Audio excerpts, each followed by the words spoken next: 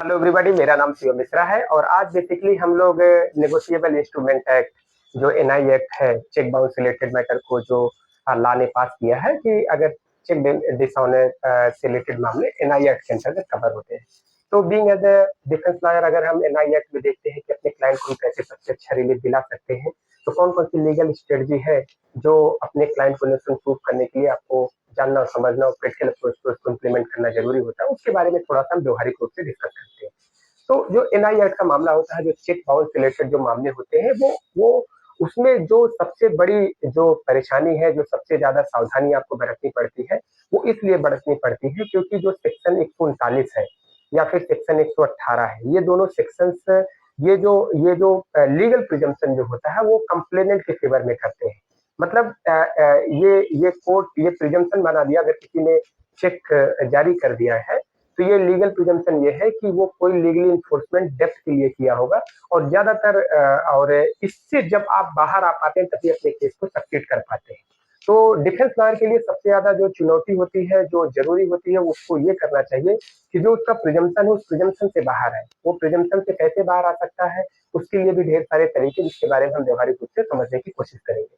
कुछ चीजें लेकिन जो जो इसेंशियल इंग्रेडिएंट्स होते हैं, उसको हमको चैलेंज करना होता है। अगर हम डिस्कस करें डिफेंस की तरफ से, तो जैसे क्या है कि लीगली इन्फोर्समेंट डेप्थ होना बहुत जरूरी है। डेप्थ या लायबिलिटी वो लीगली इन्फोर्समेंट होना चाहिए। अगर किसी ने किसी को इसलिए चेक दिया है क्योंकि उसकी नौकरी लगवानी है, तो घूस लेना, ब्राइब टेकिंग गिविंग दोनों ऑफेंस होता है। तो इस तरीके का अगर कोई चेक दिया है तो ये लीगली इन्फोर्समेंट डेप्थ नहीं है, कोई लायबिलिटी नहीं है। किसी ने किसी की हत्या करने के लिए कोई सुपारी दिया है, उसके लिए उसके पेमेंट से रिलेटेड उसने क्या किया, उसने चेक दिया है, तो ये लीगली इन्फोर्समेंट डेप्थ और लायबिलिटी की कैटेगरी में नहीं आता है।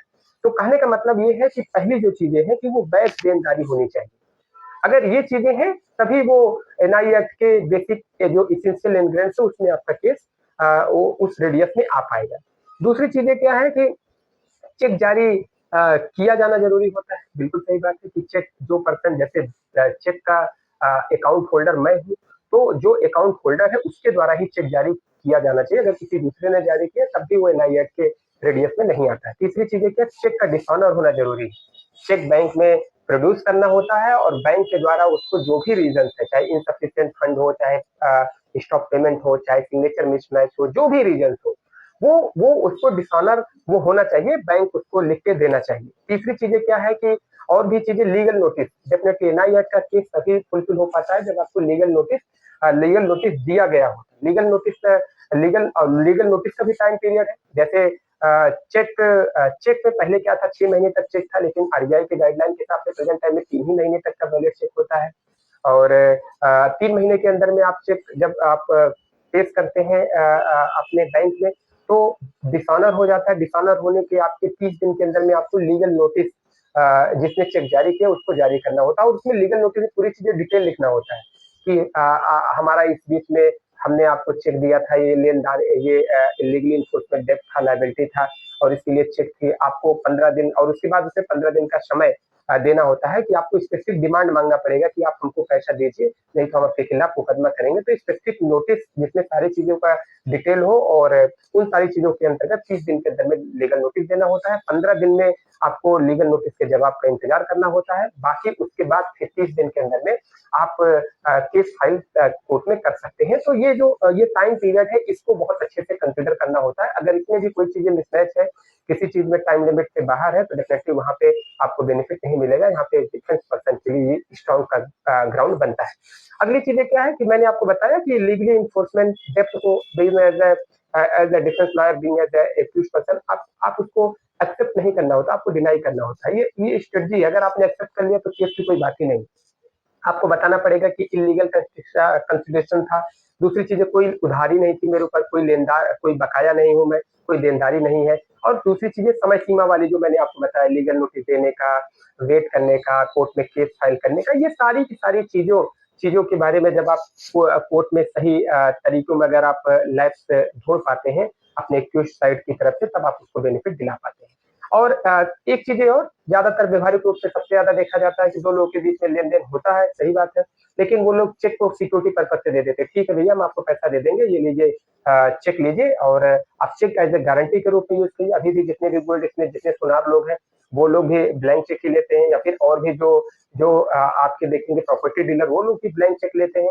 ब्लैंक चेक और उसपे सिक्योरिटी पर्पज़ से लेते हैं। तो कहने वाली बात है कि सिक्योरिटी पर्पज़ से जो चेक दिया गया है, वो कानून की भाषा व्यवहारिक रूप से भले ये बातें सही हैं, लेकिन कानून की भाषा में एनआई एक्ट के अंतर्गत अगर अगर आपका केस सिक्योरिटी पर्पज़ से दिया गया, तब भी आप उसपे आपको पनिशमेंट नहीं होगा, वो आपके सेफ ग्राउंड है। तो अगर आप being as a defence lawyer अगर आप ये कोर्ट में सक्सीड कर देते हैं कि जो चेक दिया गया वो ब्लैंक चेक था, मतलब वो सिक्योरिटी पर्पज़ से था, डेफिनिटली इसमें आपको बेनिफिट मिलता है और आपके आपके आपके फेवर में रिजल्ट आने की पॉसिबिलिटीज़ बढ़ती है। अगली चीज़ ये क्या है कि साइन को आपको एक्सेप्ट नहीं करना है। जैसे अगर आपने साइन को एक्सेप्ट कर लिया तो सेक्शन 139 का जो प्रिजम्पशन है, वो ये चीज़ें हैं कि कोई ना कोई लीगली एन्फोर्समेंट डेब्ट और लायबिलिटी होगी तभी आपने साइन किया। तो डेफिनिटली आपको हमेशा लीगल नोटिस के साइड में भी और जब कोर्ट में आपका आपका जब जब बयान मुलजिम होता है या फिर जब 313 सीआरपीसी का जो स्टेटमेंट होता है प्रेजेंट टाइम में 351 बीएनएसएस में जो प्रोसीडिंग होती है जहाँ पे कोर्ट एक्यूज से सवाल पूछता है और दूसरी चीजें अगर आपको उस सब सिचुएशन पे या फिर आपको मैं बताऊं कि जैसे एक 21% को खुद को कोर्ट में आके अपने आप को कोर्ट में आके अपने आप को वो करना चाहिए। कोई ऐसी जो 315 की प्रोसीडिंग होती है जहाँ पे 21% कंप्लेंट विटनेस बन सकता है। इन सारी चीजों को आपको कंसीडर करना चाहिए जब आप ट्रायल कोर्ट में कर रहे हैं। 353 प्रेजेंट टाइम में बीएनएसएस में रिलेटेड प्रोविजन है जहाँ पे 21% कंप्लेंट विटनेस अपने केस में क्या कर सकता है, टेस्टिमनी दे सकता है। तो ये सारी चीजें साइन को आपको एक्सेप्ट नहीं करना है। क्लियर बात, अगर साइन को एक्सेप्ट करेंगे तो सेक्शन 139 का प्रिजम्पशन आपके आपके लिए परेशानी का सबक बनेगा। दूसरी चीज़ नोटिस में आप देखिए, नोटिस जो आई है नोटिस सही पते पे मिलना चाहिए, 30 दिन के अंदर मिलना चाहिए, मतलब चेक बाउंस होने के 15 दिन का टाइम देना चाहिए। जो कानून में बनाया गया है उसके रेडियस में नोटिस को आपके उसमें स्पेसिफिक डिमांड होना चाहिए। अगर ये सारी की सारी चीजें हैं तो वैलिड नोटिस है। अगर नोटिस में कमी है तो definitely being as a defence lawyer आपको इस चीज को कोर्ट के रिकॉर्ड पे रहना चाहिए और आपके केस के लिए बेनिफिट होता है। लिमिटेशन का मैंने बता ही दिया, 30 दिन का समय होता है चेक बाउंस जब हुआ 30 दिन के अंदर में आपको लीगल नोटिस भेजना होता है।